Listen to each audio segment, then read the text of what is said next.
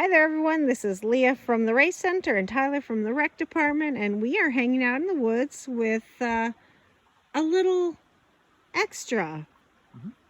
Yep, it's true.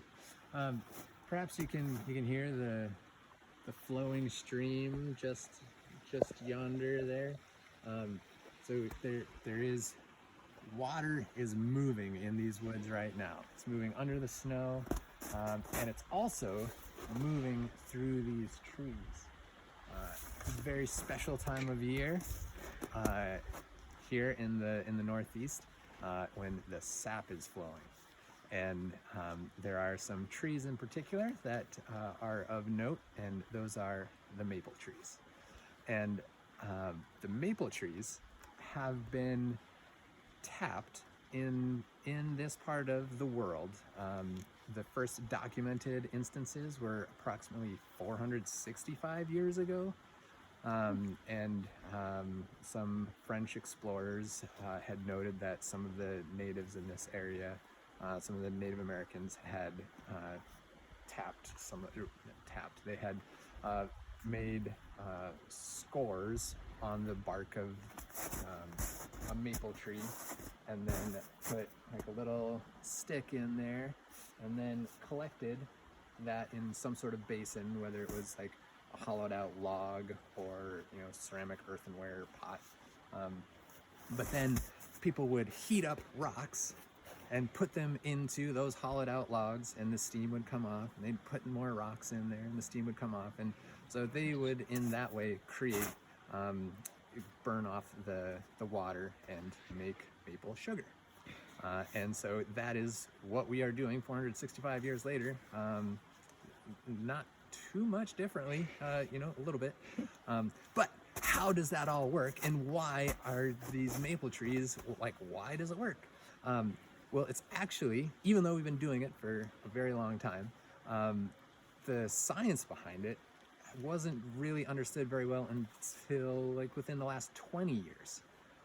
So maple trees are unique in that this is, of course, a cross section.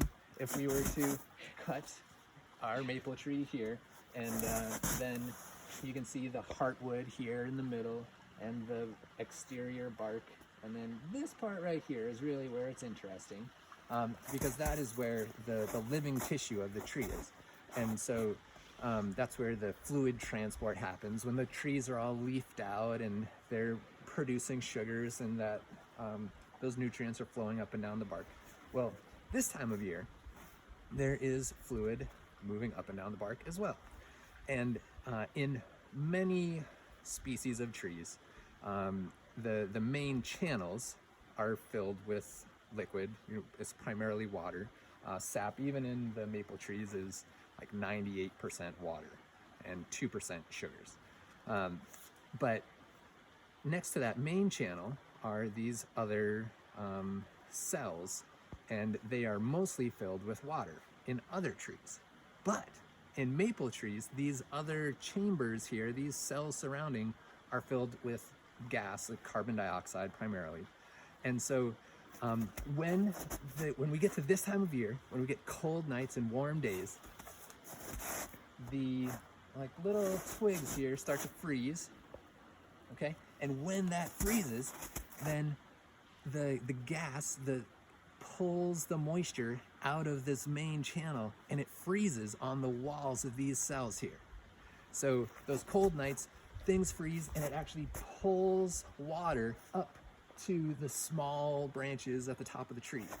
And then when it heats up, the frost in there, the gas starts to heat up, it expands, and it actively creates positive pressure that pushes the water back out of those cells and into that main channel. So when we tap a tree, we're collecting the water that's getting pushed down from the top of the tree. And so on a warm day after a cold night, that you can just watch it drip, drip, drip, drip, drip, drip, drip, because it is getting pushed out of the crown of the tree. And then we get to collect it, and it takes, from a sugar maple, it's roughly 40-1. It takes about 40 gallons of sap to create 40 gallons of syrup. But something we can do in your backyard, you could use a plastic bag and just drill a little hole, collect it there, and then boil it off on your stove. And just tasting that maple sap is like the ambrosia of springtime. It's like, you know, water with all those delicious minerals. It's amazing, and a really special thing. So go out there and enjoy it. Thank you very much.